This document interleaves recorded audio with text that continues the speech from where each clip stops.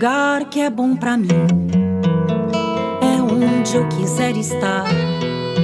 A estrela ainda brilha, ela é quem vai me guiar.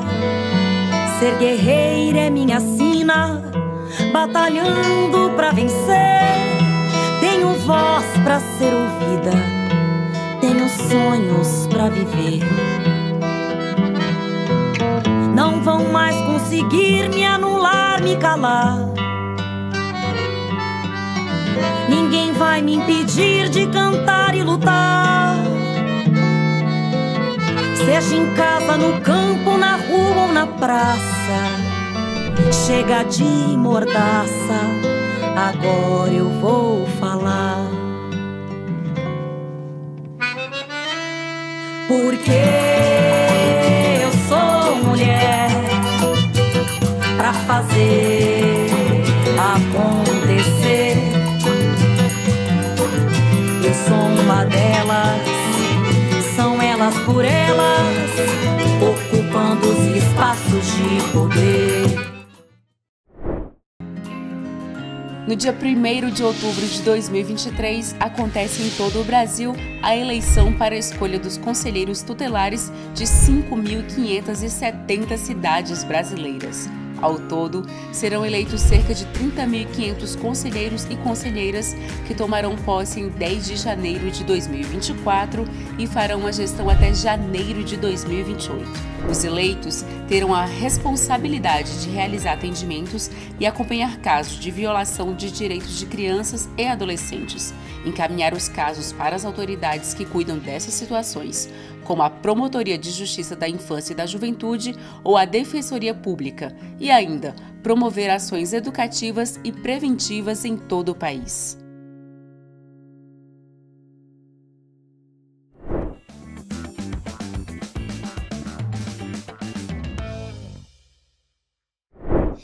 Olá, eu sou Juliana Cardoso, deputada federal pelo Estado de São Paulo, do Partido das Trabalhadoras e dos Trabalhadores. E hoje nós vamos falar aqui sobre a importância dos conselhos tutelares.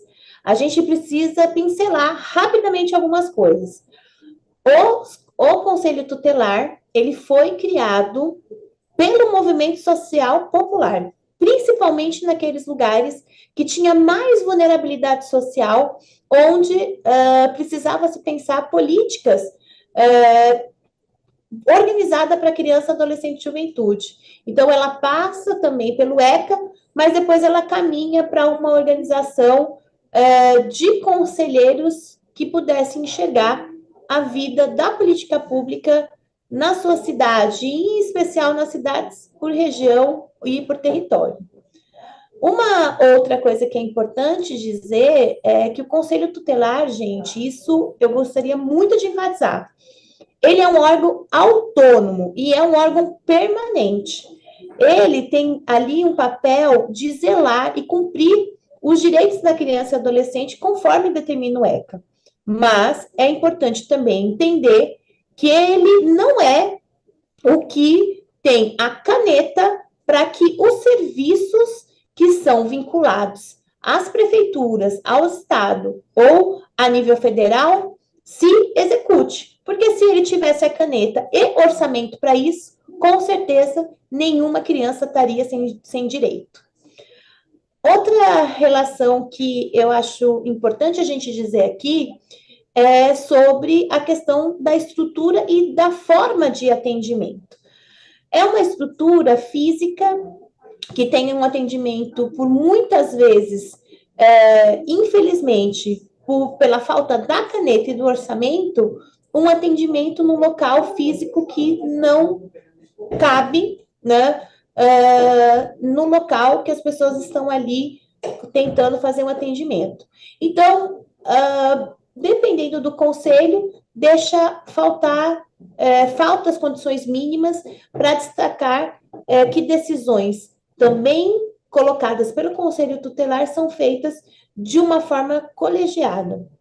E o que nós estamos falando sobre isso? São 5 conselheiros. Desses 5, a atuação que pode ser feita para determinado órgão jurídico ou executivo é muitas vezes pensada e assinada pelo colegiado. Então, essa riqueza, na minha opinião, foi um dos atos mais importantes na criação do Conselho Tutelar, né? Passado, óbvio, né? Junto com o ECA. O Conselho, como eu disse para vocês, ele precisa tentar ajudar a garantir o direito, né? Ele precisa estar ali para ser um dos zeladores dele. Mas quem garante o direito é o Estado, né? E a sociedade e a família sempre, às vezes, confunde, né, o conselho como órgão efetivamente de execução do serviço. Então, tem que entender que, óbvio, que o conselho vai buscar o interesse maior para que a criança seja atendida nos seus direitos reconhecidos, né? E principalmente aqueles que estão colocados na Constituição. Bom, um outro ponto que nós precisamos falar aqui é sobre as principais atribuições do Conselho Tutelar. Vou tentar fazer de uma forma resumida. Sempre que o ECA de uma forma resumida, que eu quero dizer assim, o ECA, ele vai ser aquele que o guia do conselheiro tutelar, né? É aquele que ajuda a entender esses direitos e colocar esses direitos para serem executados. Então, nós temos ali diálogo com os pais, com os responsáveis e os professores, tem ali que buscar aplicação de medidas de proteção, tem ali como que a gente consegue entender qual a forma que a gente vai poder requisitar o serviço público na área da saúde, da educação, do serviço social, da previdência, trabalho, da segurança.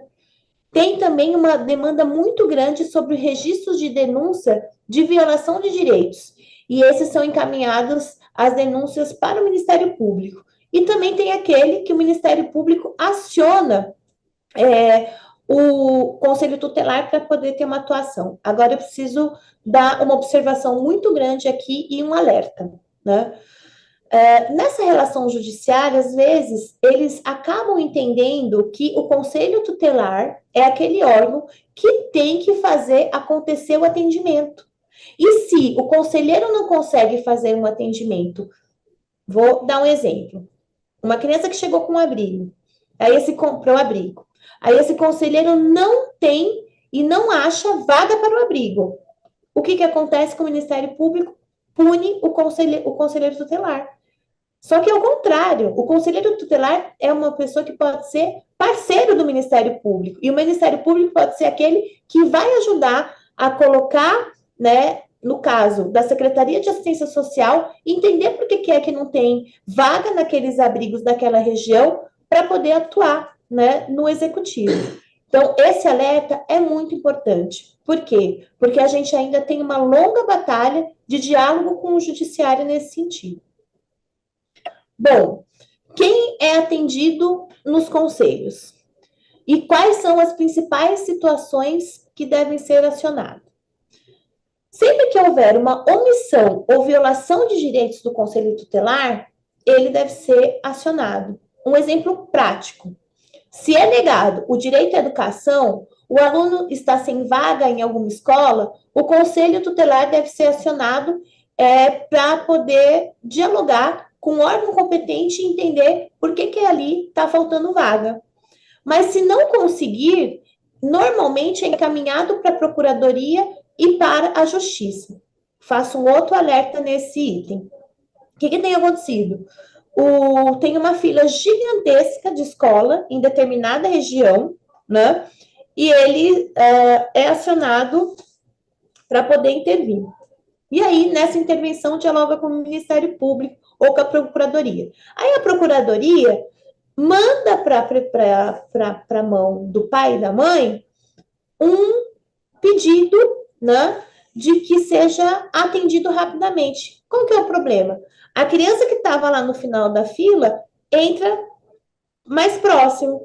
Só que não resolve o problema da fila. Então, volto a dizer, nós temos que ter uma atuação mais em conjunto, mais organizada com a promotoria, né, para que ela consiga entender que o Conselho Tutelar não tem a caneta, não tem o orçamento, mas é aquela que ajuda a enxergar o problema do território.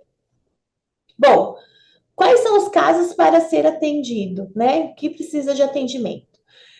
A criança e o adolescente, pelos seus direitos, né, que estão colocados no ECA e na Constituição, quando ele é ali violado, ele precisa ter um atendimento. Então, por exemplo, encaminhamento de pais ou responsáveis mediante ao termo de responsabilidade, orientação, apoio e acompanhamento temporários, matrícula e frequência obrigatória em estabelecimento oficial e do ensino fundamental, inclusão de serviços de programas oficiais ou comunitário de proteção, apoio de proteção à família, à criança e do adolescente, a requisição de tratamento médico, psicológico ou psiquiátrico, em regime hospitalar ou ambulatorial, inclusão de programa oficial ou comunitário de auxílio, orientação de tratamento de pessoas com problemas alcoólicos ou com problemas de drogadição, e ter o atendimento institucional. Quero falar um alerta também nesse sentido. Hoje, a gente acha ainda pessoas que não entendem qual é o seu papel no Conselho Tutelar. A gente tem visto muitas atuações da questão da religião para esse espaço. Que, acontecendo isso, muitas vezes o conselheiro, como a gente já conhece, já tem denúncias sobre isso, denúncias com provas, que o conselheiro fala assim, não, o problema da sua família tá porque tem gente que tem problema de drogadição, problema alcoólico, problema de violência, problema de vulnerabilidade social. Nós precisamos ir para a religião, porque você vai ver que quando você chega lá, tudo vai melhorar. Ora, quando isso acontece, já trata-se de um problema de violação de direito. A gente não pode colocar na frente religiões, crenças, a gente não pode colocar na frente do Estatuto da Criança e Adolescente opiniões pessoais da sua vida particular. Portanto, nós precisamos entender que o atendimento da família, ela precisa ser encaminhada sempre para os devidos órgãos competentes. E o conselho é aquele que, quando não está funcionando, é o que pode se movimentar com outros órgãos, né? Tanto órgãos vinculados à sociedade civil, quanto órgãos vinculados ao executivo e, às vezes, até ao legislativo, porque muitas vezes política para poder trabalhar com a vulnerabilidade social, elas também se pensa em orçamento, né? Portanto, ele pode ser aquele que ajuda nisso. É um ente político, mas eu não estou dizendo do político partidário, estou dizendo do político no sentido de enxergar todas as possibilidades que você tem ali para pedir uma força para o atendimento mais preciso da relação dos conselhos. Bom, outras situações que estão previstas, né? Além de atender e aconselhar os pais responsáveis aplicadas nas medidas previstas do ECA, nós também podemos incluir aqui encaminhamentos de serviços de programas oficiais ou comunitários de proteção, de apoio à promoção à família. Vou dar um exemplo. Se naquela casa se identificou que tem uma família que tem problemas de saúde mental. Então, você tem que buscar ali nos órgãos públicos um CAPS, né? Uma saúde, um equipamento que cuide, né, desse problema. Então, dá também para poder fazer o encaminhamento disso. Inclusão de programa oficial de auxílio à orientação de tratamento. E aí são vários, né? Na relação do álcool, na relação das drogas, na relação de diversos outros que ali, né, existem. Encaminhamentos para tratamento psicológico, psiquiátrico. A gente também tem que, muitas vezes, enxergar. Bom, aquela criança precisa desse espaço na educação, mas ele também está precisando ter um programa que ajude nele num curso, que ele tenha ali um atendimento contraturno, que depois sai para a escola, vai para um outro lugar que ele pode ser atendido. Então, esse órgão do conselho pode enxergar quais equipamentos que ele tem ali para poder falar, olha, equipamento que faz o atendimento, por exemplo, de cursos, né, profissionalizantes, dependendo também da idade. Tem uma vaga para essa criança, esse adolescente, para poder ajudar ele a se organizar junto com a família? Então, isso também faz parte de atribuição do Conselho Tutelar. Ou exemplo, é uma família que tem muita violência, violência contra a mulher, violência contra a criança, então tem que, por exemplo, buscar lugares de atendimento dessas mulheres para elas poderem sair desse ciclo de violência e essa criança sair desse ciclo de violência. Bom, todo pai e a mãe tem que matricular o seu filho na escola, não é isso? Então, quando isso acontece, de que o filho não está, a escola detecta, né? Detecta que está faltando muito, que ainda não se matriculou. Então, a educação aciona, né, a família para poder entender o que está acontecendo. Então, isso também é um papel, né, do Conselho Tutelar. Encaminhar a criança e adolescente para tratamentos especializados. E aí, aqui a gente pode falar de vários, como a gente já falou em si. O conselheiro também pode requisitar serviços públicos, né, na área de saúde, educação, serviço social, previdência, trabalho e segurança, conforme eu já fui falando aqui, representar junto à autoridade judiciária casos de descumprimento injustificado de suas deliberações, encaminhar ao Ministério Público notícia que ali está tendo uma infração administrativa ou penal contra os direitos da criança e adolescente, encaminhar a autoridade judiciária no caso da sua competência, providenciar medida estabelecida pela autoridade judiciária, dentre das ações previstas do ECA para adolescente no ato infracional, requisitos de certidão de nascimento de óbito da criança e adolescente quando necessário, assessorar o poder executivo e local da elaboração de propostas orçamentárias, de planos de programa de atendimento dos direitos da criança e adolescente, representar o nome de pessoa e da família contra a violência de direitos, previsto no artigo 220, no inciso 2º da Constituição Federal, providenciar a abertura de prontuário no qual conste o registro de atendimento, registro de visitas domiciliares, de registro de visitas institucionais, encaminhamento e acompanhamento de casos de atendimentos da rede de serviço de atenção, abrangendo as necessidades e violações e vulnerabilidades dentro de outras ações. Elaborar, encaminhar relatórios do Conselho Municipal de Direitos da Criança e Adolescente ao Ministério Público ou ao juiz da Vara da Infância e da Juventude com dados de exercício de suas atribuições, bem como as demandas dos deficientes, implantações de políticas públicas, do modo que sejam definidas estratégias e deliberações. E, claro, a gente tem que ter providências necessárias e rápidas para solucionar os problemas existentes. Por que eu enfatizei isso, gente? Porque esses itens que a gente colocou aqui é o que muitas vezes a gente tem problemas com os conselhos tutelares. Porque não entendem o seu papel. O seu papel é amplo, né?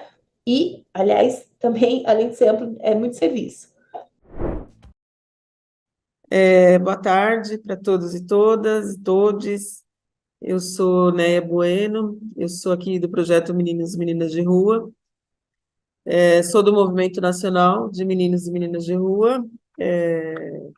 A gente atua há algum tempo na área da infância, né? Sou militante de direitos humanos, com um enfoque muito forte na questão da criança e adolescente, em especial de crianças e adolescentes negros e negras. Estou aqui em São Bernardo, O projeto tem uma atuação aqui em São Bernardo do Campo, mas o movimento é nacional. O Movimento Nacional de Meninos e Meninas de Rua atua no Brasil todo.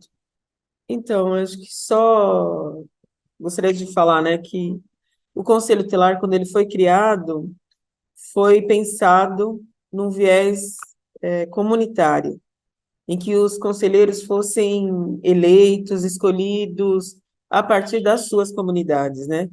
Por isso que a gente tem sempre um sonho que o conselheiro que atue, ele venha da própria comunidade que ele mora, né, que ele reside. Porque aí ele conhece como funciona todos os mecanismos dentro da comunidade, ele tem um contato direto com as pessoas, e as pessoas têm com ela, e que tem uma relação de garantia de direitos daquela comunidade. E aí, acho que a gente tem um desafio colocado hoje, né, na atual conjuntura do país, é de como a gente eleger conselheiros comprometidos com a infância e com as comunidades de origem. Hoje tem uma disputa muito grande de se o conselheiro tem que ter ensino médio, se ele tem que ter nível superior. A gente acredita aqui que o melhor é que o conselheiro tenha ensino médio e que ele venha da comunidade, que as pessoas conheçam. Para nós é importante que ele tenha conhecimento da área da infância, que ele seja uma pessoa que tenha conhecimento, domínio do que é a área da infância. Hoje a gente percebe que em muitos lugares, né, o desnível do conselho é muito grande. Então, você tem conselho no país em que um conselheiro ganha R$ 6.000 e tem outro em alguma região que o conselheiro não ganha um salário mínimo. E isso tem provocado algumas coisas, né? Então, em muitos lugares, essa função do conselheiro tutelar virou muito mais uma questão empregatícia. Então, as pessoas que pouco têm compromisso com a área da infância, mas elas vão por conta do salário que, em alguns lugares, o conselheiro chega a ganhar.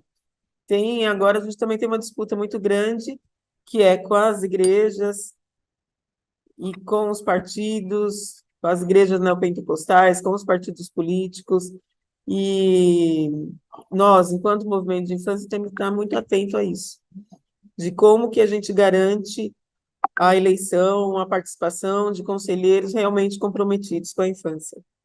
O conselheiro, a conselheira, ele tem que ter um papel muito claro de zelador dos direitos da criança e do adolescente.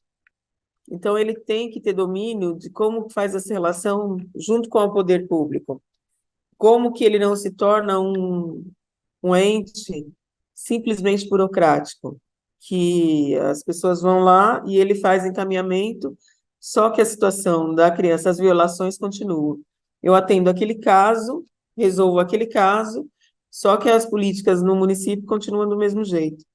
Então, ele tem que demandar ao município os buracos que tem. Então, por exemplo, lá tem um buraco de creche, eu continuo pegando demanda de creche, continuo pegando demanda de creche, mas eu não consigo interferir no município para que ele supere essa situação. E aí tem que estar muito junto com o Conselho Municipal dos Direitos da Criança e do Adolescente. O Conselho Tutelar tem que demandar para o Conselho Municipal quais são os buracos que tem nas políticas públicas, para assim ele se tornar um guardião do Estatuto da Criança e do Adolescente e fazer cumprir todos os direitos que estão previstos lá.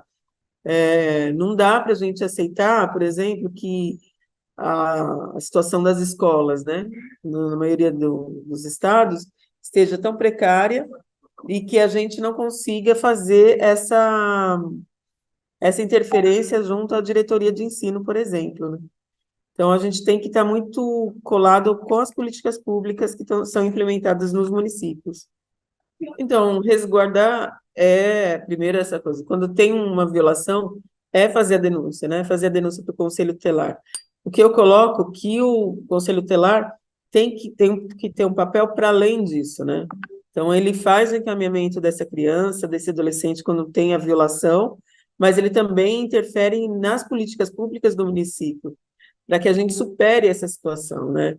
Então, eu pego no município que eu tô, durante muitos anos a gente tinha muitos casos de abuso sexual, abuso e violência contra criança e adolescente. Só que a gente tinha uma demanda do serviço que atendia essas crianças, uma demanda que não conseguia atingir todas as crianças que eram vítimas de violência. Então, como que a gente faz, enquanto conselheiro tutelar?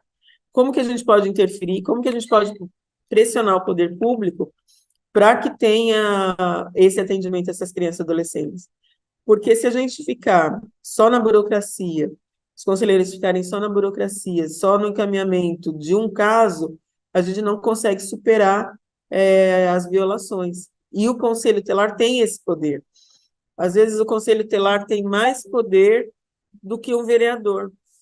E eles, às vezes, não percebem que eles têm esse poder todo nas mãos, que é de notificar, que é de pressionar o poder público, que é de fazer relação com o Ministério Público, para que o Ministério Público possa fazer valer os direitos, né, que faça cumprir os direitos que estão sendo violados. Então, é isso, a gente quer os conselhos tutelares que sejam atuantes, né, que sejam conselheiros que realmente tenham compromisso com a pauta da infância. Qualquer cidadão pode acionar o conselho tutelar, né? Então, nos municípios tem um telefone de contato com os conselhos tutelares, qualquer pessoa pode acionar o conselho tutelar. Agora, para as crianças e adolescentes, chegar no conselho, porque se criou no imaginário, para as crianças, você pergunta para qualquer criança, elas veem o conselho tutelar como um bicho-papão. Isso é muito ruim. Então, nas escolas criou-se essa ideia de que o conselho tutelar é um órgão para punir, e isso não é verdade. O conselho tutelar está para proteger e não para punir. Então, as crianças, muitas das crianças que a gente atende, que a gente vê, você fala do conselho tutelar, elas acham que é para que vai retirar, que vai tirar da mãe. E, infelizmente, tem alguns conselheiros que se prestam a esse papel de agir como polícia, de ir numa linha de punição, de ir na casa das pessoas ficar intimidando. Só que isso não é o papel do Conselho Tutelar. O Conselho Tutelar não tem papel de polícia. O papel do Conselho Tutelar é um órgão de proteção de direito, não de punição. O Conselho Tutelar não está ali para ficar punindo família, de estar ameaçando família que vai mandar para o juiz, qualquer coisa vai mandar para o juiz. Então, oxalá que a gente tenha um conselho que as crianças queiram ir, que as crianças queiram chegar lá e falar assim, não, eu vou passar lá para falar com o tio tal, ou com a tia, ou com a conselheira, eu quero ir lá ver o conselheiro, porque é meu amigo. Não um local que as crianças falam, não, eu não quero passar lá. Acho que a gente está nesse impasse hoje. Mas a criança pode ir no conselho tutelar, sim. Mas a gente tem esse desafio colocado hoje no país. O estatuto vem para romper com o paradigma do menor, né? Então, a gente sai do Código de Menores, onde as crianças, principalmente os filhos de pobre, eram vistos como, como crianças, como menores, né? Eram tratados dessa forma, eles eram os menores, né? Menor em situação irregular foi um termo usado no Código de Menores de 1979 para denominar pessoas com menos de 18 anos que estivessem abandonadas materialmente, fossem vítimas de maus tratos, estivessem desassistidas juridicamente com desvio de conduta ou tivessem cometido alguma infração penal. O Código de Menores foi revogado em 1990 pela Lei 8.069, também conhecida como Estatuto da Criança e do Adolescente, o ECA. E com o Estatuto ele rompe isso. Então, é criança e adolescente, todos são crianças e adolescentes. Todos têm que ser tratados da mesma forma. A gente tem um desafio colocado, mais um, né, dentre de tantos que a gente está colocando aqui, que é como que a gente realmente trata as nossas crianças de forma igual, né? De forma igual. Como que a gente trata nossas crianças sem discriminação? O código colocava muito na ideia da retirada, por exemplo, de famílias pobres, né? Então, a família que não tivesse condições, ela tinha seus filhos retirados. Não tinha a questão da pobreza, e aí era retirado porque ia para as antigas FEBEMs, né? E acabavam indo para adoção, né? Muitos casos que foram para os orfanatos, né? Hoje a gente não sabe nem onde estão essas crianças, né? Que devem ser adultos, tal. Tinha muita adoção internacional, que a gente não sabe como foi feito, como era feito, e as crianças foram embora. Hoje não tem isso, né? Então, hoje são serviços de acolhimento, as crianças não é retirado da família pela questão da pobreza. Então, as crianças são retiradas da família por outras questões de abuso, de violência, mas não, a pobreza não pode ser um motivo para retirar. A gente sabe que isso acontece, mas não deve ser motivo para a retirada da família a questão da pobreza. A família tem que ser incluída nos programas sociais do município, tem que ser é, acolhida pelo serviço de assistência, mas não pode retirar a criança com esse argumento, né, de que vá. E mesmo quando está no serviço de acolhimento, que está esgotada todas as possibilidades da criança voltar para essa família, se ela está no grupo de irmãos, e se tem a questão da adoção, a opção é para que todas as crianças sejam adotadas juntos. Não um irmão vai para uma família, outro irmão vai para outra família. Então, acho que avançou muita coisa, né? O Estatuto trouxe muitos avanços, né? E que a gente tem que aproveitar. Os avanços que teve e que a gente ainda tem que brigar muito para que ele seja cumprido, principalmente em relação ao Conselho Tutelar. Então, ela vai acontecer agora, no primeiro domingo de outubro, e todo cidadão maior de 16 anos pode votar. Então, é que nem uma eleição normal. Então, todo cidadã pode ir e votar. A escolha, ela é feita de acordo com a sua região, pelo menos aqui no município, em São Paulo, é de acordo com a sua região que você atua. Então, se você mora na região, vamos lá, na zona leste, aqui de São Paulo, então você vai votar nos candidatos daquela zona. E aí são cinco conselheiros por cada conselho, né? Então, a indicação do CONANDA é que por cada 200 mil habitantes teria que ter um conselho tutelar, mas não funciona assim, né?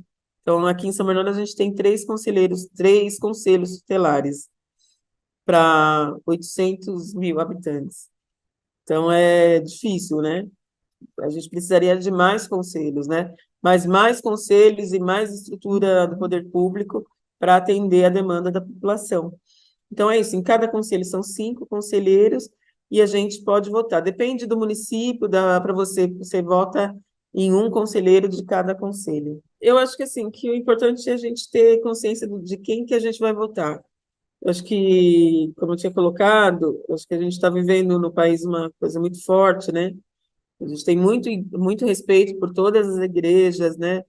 Todas as denominações evangélicas, católicas, por todas as religiões, só que não dá para você ir para dentro do conselho para profetizar a sua religião. Então, o conselho tem que ser um espaço laico.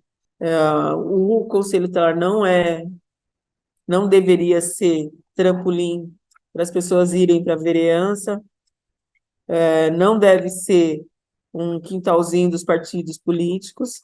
Então, o conselheiro age de acordo com o meu grupo político, né? Com o grupo político que está vinculado. Então, a gente tem que estar muito atento. Nós, enquanto você falou que é um programa, né? A gente está falando aqui um programa que é para as mulheres, né? Então, a gente tem um papel muito importante nessa coisa da formação, porque somos nós que estamos na linha de frente. Então, nós, mulheres, que estamos na linha de frente, principalmente nessa coisa com as crianças, com os adolescentes, né? Não deveria ser assim, a gente tem muito para caminhar. Mas já que, por enquanto, é isso que a gente está, então a gente tem que tentar fazer o melhor para que a gente possa mudar um pouco a realidade que a gente está inserido. Meu nome é Lívia Fraga Vieira, e hoje, nesta aula, nós vamos falar sobre as creches, as mulheres e as políticas públicas de cuidado, por que a creche não é universal, e por que ela é um direito, né, à educação e à proteção das crianças. Então, é importante a gente iniciar mostrando que existe uma correlação entre a renda das famílias e a oferta de vagas no Brasil hoje. Segundo dados da Pesquisa Nacional de Amostra de Domicílios Contínua, a PNAD, divulgados recentemente, nos últimos 2 anos, pelo IBGE. Então, entre as crianças de 0 a 3 anos que pertencem aos 20% com renda domiciliar per capita mais baixa no país, aquele quintil mais baixo de renda da população, quase 34% das crianças estão fora da escola porque não existe vaga ou porque não tem creche perto da casa das pessoas. Se considerarmos, então, o grupo 20% com renda mais alta no Brasil, esse problema não atinge nem 7% das crianças. Então, aí já mora uma enorme desigualdade de acesso pela renda na educação, na creche no Brasil. Então, se a gente tinha uma ideia de que creche é coisa de pobre, não é verdade hoje no Brasil. As famílias mais pobres têm as maiores dificuldades de acesso à creche. E nós sabemos que a creche é direito da criança, dos bebês e crianças, é direito de mães trabalhadoras e é dever do Estado e dos municípios de ofertar. Hoje, então, nós temos uma taxa de atendimento de crianças de 0 a 3 anos no Brasil que não chega a 36%. Então, apenas 36% das crianças de 0 a 3 anos têm acesso às creches. Isso tem diferenças em relação, como nós já vimos, à renda, à cor, raça, cor das crianças, ao local de habitação. Por exemplo, se a criança vive no meio rural, então ela está mais prejudicada ainda. O relacionamento dos conselhos tutelares com as comunidades dos nossos territórios, com os fóruns de defesa da criança e adolescente nas regiões de assistência social, no caso FAS. Óbvio que cada região, território tem uma forma, né, e cada cidade tem uma forma. Mas o FAS, quando ele assim existe, é muito bom porque ele ajuda no controle social nesse papel de sociedade. Bom, esse pode ser um mecanismo muito importante de participação e controle. Ele deve ficar ali numa atuação importante, que não é o conselheiro sozinho, ou não é o colegiado sozinho. Com alguns problemas que muitas vezes são do território, se você consegue ter essa participação e esse controle, você tem um órgão, né, que te apoiaria nessa relação do conselho para poder, muitas vezes, falar com o executivo que naquele local falta tipo de atendimento pela demanda que você tem, né, ali no seu conselho. Então, ele precisa funcionar e funcionar bem, né? Os conselhos, eles cumprem esse bem e essa função. E que, se muito bem articulado, se consegue avançar muito no que se tange na relação do executivo, na relação, muitas vezes, do legislativo e na relação orçamentária. E os órgãos que são representativos, como o Fórum de Defesa da Criança e Adolescente, ou os conselhos municipais, ou os conselhos regionais do território, eles foram pensados, inclusive, para que tenha essa finalidade, para que o conselho e outros órgãos não se sintam sozinhos, né? Porque às vezes dá uma agonia, dá uma solidão, fala assim, gente, será que ninguém está vendo isso? Né? Como eu junto outras forças, outros órgãos, outros conselhos para me dar conta. Então, é bem bacana você fazer uma ação colegiada nesse nível. Quando a gente fala sobre o relacionamento dos conselhos tutelares com a comunidade, território e fórum, é muito importante a gente entender que é um instrumento necessário para que a gente consiga pensar uma política a nível de cidade, mas a nível territorial. Porque quando você está ali na ponta e precisa, por exemplo, de uma vaga de um abrigo, né? E essa vaga no abrigo não tem, o que vai acontecer? Você vai ficar procurando no território e tendo, às vezes, que ir para outras regiões para poder conseguir essa vaga. Sendo que, se você tiver Fórum de Defesa de Direitos da Criança e do Adolescente, conselhos municipais, conselhos regionais, o próprio articulação, né, da comunidade, para poder garantir que o executivo, né, e que o legislativo pensem em orçamento para ter mais espaços de atendimento, é ótimo. E não é só espaço de atendimento, tá? Porque a ação do Conselho Tutelar é que a gente tenha, que a gente consiga não ter tanta violação de direito, mas é aquele que também vai lutar. Olha, educação, você precisa ter mais vaga de creche. Olha, assistência social, aqui precisa ter mais atendimento para cursos profissionalizantes, para atuação que você possa fazer música, teatro, dança, várias outras coisas para que aquela criança não entre na vulnerabilidade. Ou você tem que ter ações de esporte, ou você tem que ter ações de cultura. Por que nós estamos falando isso? Porque não dá para a gente ficar só numa atuação quando não tem mais jeito, quando já está a violência, quando já tem a vulnerabilidade. O Conselho Tutelar, ele nesses fóruns, nesses conselhos, e junto com a comunidade, às vezes consegue pensar ações, né, que façam um atendimento mais amplo, para que a gente não fique só ali naquela relação emergencial. Nos territórios, a gente sabe, principalmente os que são sempre mais distantes dos grandes centros comerciais, né? Onde ali você tem mais emprego, trabalho e renda, sempre fica muito distante, e é onde sempre tem a vulnerabilidade social gritante. Os conselhos tutelares assumem um papel estratégico no sentido que a gente pode contribuir para a formação de consciência coletiva e de garantia de direito. O conselho tutelar é uma ferramenta de emancipação, quer dizer, de libertação, de liberdade, né, social da nossa sociedade. E eu acho esse ponto muito interessante, porque se a gente conseguir inverter a lógica, né, de trabalhar a relação da vulnerabilidade de atendimento emergencial, mas a gente inverter a lógica que nós também temos que trabalhar para ter mais equipamentos públicos que salvem vidas, né, a gente vai conseguir caminhar muito melhor no que pese na questão do conselho tutelar só nesse atendimento, né, da violência, porque hoje, de fato, é isso que mais, infelizmente, a gente tem de atendimento nos conselhos.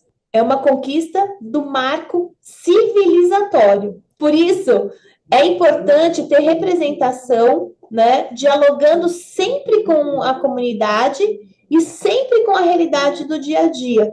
Porque quem está ali no território e sabe os seus problemas de vulnerabilidade, você consegue, e sabe onde que está, onde você consegue ter os parceiros, vai ter uma facilidade de lidar com o dia a dia. Óbvio que a gente aprende sempre, né? Mas é importante falar sobre isso. Quando a gente fala sobre o processo eleitoral, o importante é entender que o Conselho nasceu e se consolida dessa vontade popular, vontade de eleger os seus representantes, para que assim possa fazer o direito da criança e adolescente, e principalmente, vou dizer, aquele, né, que conhece, que está ali no território. Isso é extremamente importante. Esse momento do processo eleitoral é muito relevante para que a gente possa refletir sobre o verdadeiro papel do Conselho Tutelar e a gente desmistificar, né, o bicho-papão que tira as crianças da família, porque o Conselho Tutelar é muito além disso. A relação de retirada, né, da criança da família é o que não deu mais jeito, né, que tentou fazer o caminho do atendimento com a família para poder ser atendido na relação da violência, na relação da drogadição, do álcool, na questão de tentar ver se consegue tirar aquela família de uma situação difícil, né? Não é ele que vai arrumar emprego, não é isso, mas é aquele que vai ajudando a família a buscar novamente a sua autoestima e começar a fazer um tratamento real, para poder sair desse ciclo que muitas vezes vem de geração por geração. Então, o conselho tutelar, ele é além de a gente ficar tirando a criança, mas ele é aquele que ajuda a pensar uma política mais ampla, né? Aquela que inclui essa família, não que exclui. Bom, próximas eleições, né? A gente sabe que ela está marcada para dia 1º de outubro, em todo o território nacional, que também foi uma conquista, né? Se pensar uma eleição nacional que consiga ter uma linha só, porque também vai se movimentando, né, o Brasil a pensar de qual forma que a gente pode ter e qual a atuação que os conselheiros tutelares têm, a importância, né, deles. E é uma oportunidade que nossa sociedade possa escolher, né, o seu conselheiro. Muita gente aí está, né, se colocando o nome à disposição. A gente entende que precisa ser uma escolha, né, de causas comprometidas com a infância, de causas comprometidas com o Estatuto da Criança e Adolescente. Se você já vê um conselheiro que está ali sendo candidato e fala assim, não, tem que acabar com a ECA, pronto, pode ter certeza que esse daí não é o seu candidato, porque ele não vai fazer com que garanta os direitos, saúde, educação, cultura, todo aquele direito que uma criança possa ter para poder ter segurança e ser atendida da melhor forma possível. Então, a cada dia mais a gente precisa de um fortalecimento dos conselheiros tutelares e um entendimento, né, para que serve o conselheiro. É só para a gente poder ter um emprego? Não. É para a gente se comprometer a uma política mais ampla. Hoje, a gente sabe que a questão do conselho tutelar, ele tem que dialogar com as casas legislativas, ele tem que dialogar com o executivo. Então, é importante que as pessoas também que estão pensando estar nesse espaço do legislativo, né, para as pré-candidaturas, que possa compreender que esse espaço do conselho tutelar, primeiro, não pode ser aquele espaço que você vai achar que a pessoa vai só vincular a um partido ou vincular a uma causa, a uma ideologia, mas que ele vai ser, e as pessoas que estão como candidatas possam entender, ajudar esse órgão a se fortalecer para que ele consiga ser um órgão efetivamente que dialogue com o executivo e com o legislativo para levar políticas públicas para o território e para a região. A gente também tem clareza que as pré-candidaturas à vereança, executivo ou legislativo que seja, eles também cumprem um papel importante de enxergar leis, enxergar orçamento, enxergar execução de serviço. Mas o conselho tutelar, ele não pode ficar amarrado em somente uma pauta. Ele tem que ter uma amplitude de ir e vir no executivo, no legislativo e no judiciário. Em 1990, quando o Estatuto da Criança e do Adolescente estabeleceu uma série de direitos, também criou uma espécie de guardião com a missão de zelar pela proteção das crianças e adolescentes e garantir também que a legislação não ficasse apenas no papel.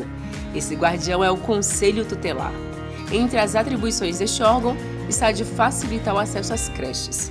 Quando os pais não conseguem matricular seus filhos, eles recorrem aos conselhos tutelares, que, com o poder de aplicar medidas para garantir o direito à educação, encaminham uma requisição emergencial à regional de ensino, acelerando assim o processo para que encontrem uma vaga. E esse é o tema da segunda parte desta aula, Política de Creches, com a socióloga Tica Moreno. Hoje, o nosso assunto é cuidado de crianças pequenas. E mais especificamente, eu vou conversar com vocês sobre o tema da política de creches. Essa política que tem um lugar central na política de cuidado, fundamental, se a gente olha na história, na construção do feminismo no Brasil, e uma política em permanente disputa. Eu organizei essa aula em 3 partes.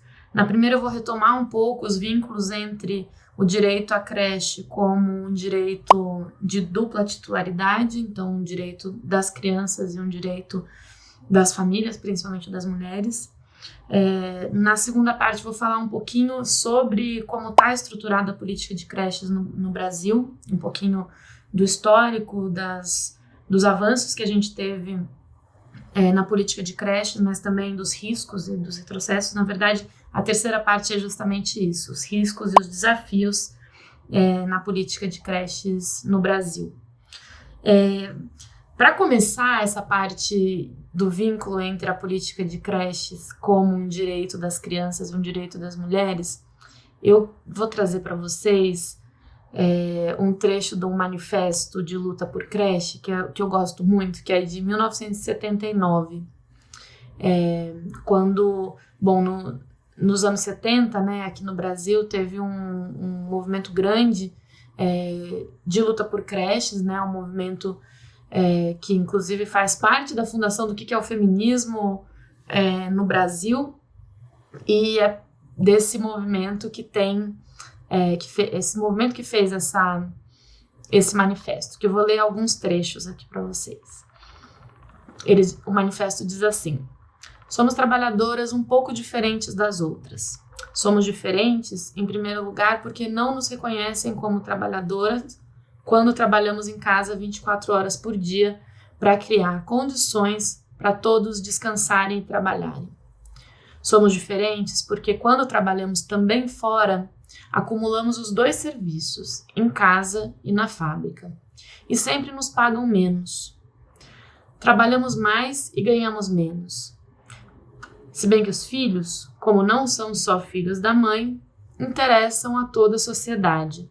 A sociedade é que deve criar condições para que estes trabalhadores de amanhã possam se desenvolver em boas condições de saúde e formação. Creches são nosso direito. Então, esses trechos do manifesto já dizem muita coisa, né? Eles afirmam o reconhecimento do que é a divisão sexual do trabalho, eles afirmam como o cuidado, a criação das crianças é fundamental para a sociedade e para a reprodução mesmo da força de trabalho. Então, coloca nesses termos a necessidade de que a sociedade como um todo assuma a responsabilidade também pelo cuidado, pela criação das crianças. Esse manifesto também traz essa dimensão da divisão sexual do trabalho, que mesmo quando as mulheres trabalham fora, ganham menos. E traz também essa questão que é tão importante quando a gente fala sobre cuidado no âmbito do feminismo, que é o reconhecimento do trabalho de cuidados, do trabalho doméstico de cuidados, como trabalho, né? Não como algo que as mulheres fazem só por amor. Então, quando a gente olha para esse manifesto, estão aí colocados elementos que até hoje são importantes para a gente reivindicar, a partir das mulheres, o direito à creche.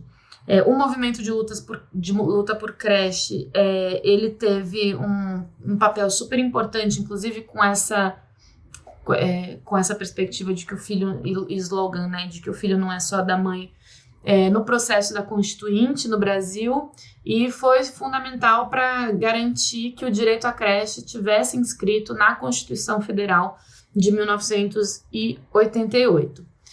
O direito à creche é um direito de dupla titularidade, né? Então, como eu disse, aparece como um direito das crianças e um direito das famílias, e aí a partir daí também é vinculado com o direito ao trabalho, né?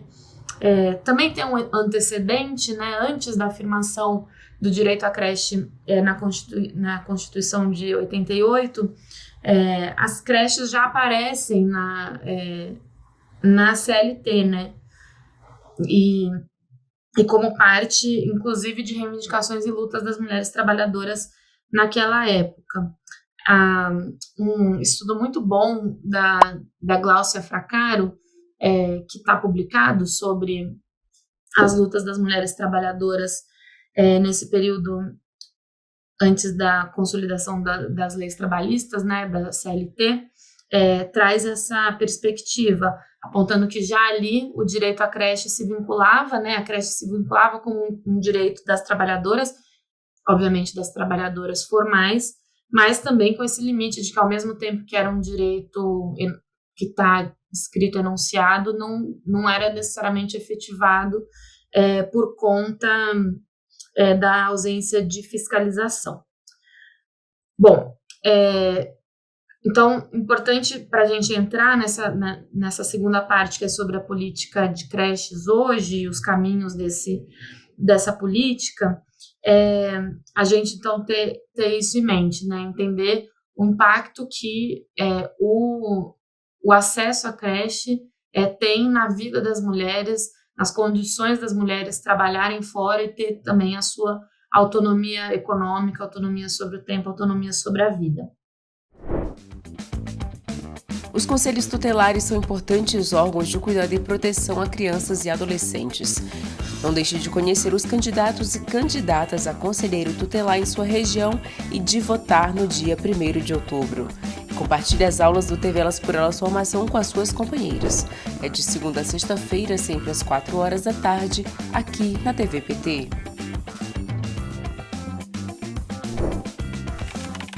Reveja esta e outras aulas na playlist TV Elas por Elas Formação, no canal da TV PT no YouTube ou em formato de podcast no Spotify.